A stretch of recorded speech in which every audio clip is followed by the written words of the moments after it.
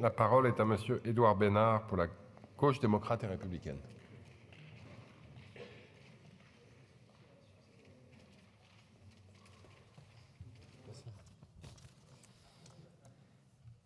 Monsieur le Président, Madame la Ministre, Monsieur le rapporteur, chers collègues, lors de son discours de politique générale le 14 janvier dernier, le Premier ministre a abordé la question du logement en reconnaissant que chacun doit avoir accès à un logement abordable, mais il n'a pas promis de s'attaquer frontalement à la crise, et pour cause, puisque le logement se voit amputé dans le budget de près de 1,5 milliard d'euros.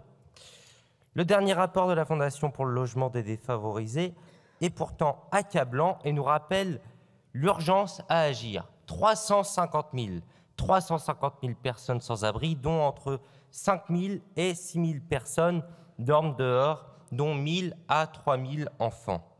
2,7 millions de personnes en attente d'un logement social, 1 million de plus qu'il y a 12 ans, 4,2 millions de personnes mal logées. Dans ce même rapport, l'ex-fondation Abbé Pierre formule plusieurs préconisations dont la principale concerne les logements sociaux en redonnant aux organismes HLM les capacités de relancer la construction. Loin de chercher à remédier à la pénurie en proposant des mesures de relance, la proposition de loi de nos collègues nous propose de gérer la pénurie au travers d'un dispositif totalement hors sol et qui veut faire des salariés les personnes prioritaires dans l'attribution des logements sociaux. Il s'agit de placer en tête de liste des publics prioritaires les personnes en activité professionnelle au motif que notre modèle social doit se tourner résolument vers ceux qui, étant en activité professionnelle, en assurent la pérennité par leur labeur. Nous jugeons, nous aussi, qu'il est indispensable de soutenir les travailleurs grâce à une offre de logements adaptée.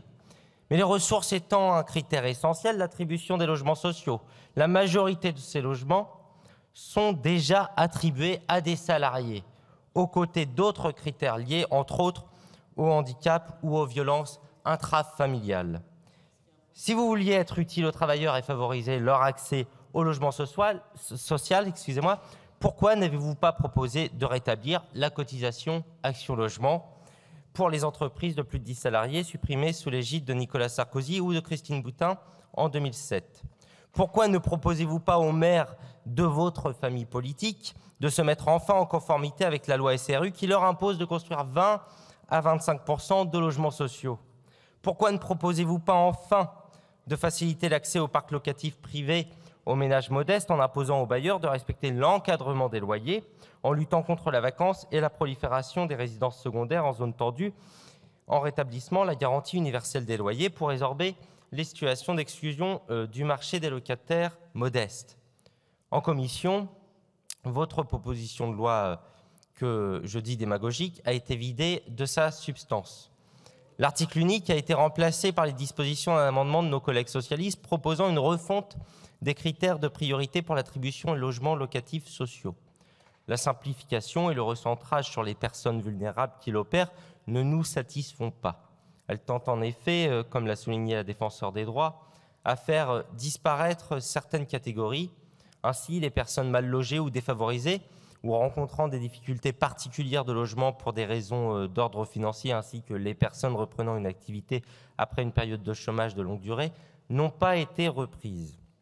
Nous partageons en outre l'avis de la défenseure des droits lorsqu'elle estime que la dénomination de personnes vulnérables ne va pas dans le sens d'une plus grande lisibilité des critères de priorisation.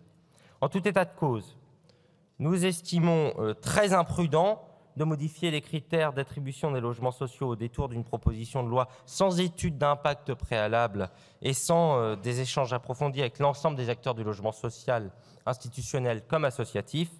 Et nous ne voterons donc pas le texte présent, et encore moins, bien sûr, s'il devait être rétabli dans sa rédaction initiale. Je vous remercie. Merci. La parole est à Monsieur Olivier Fessa pour le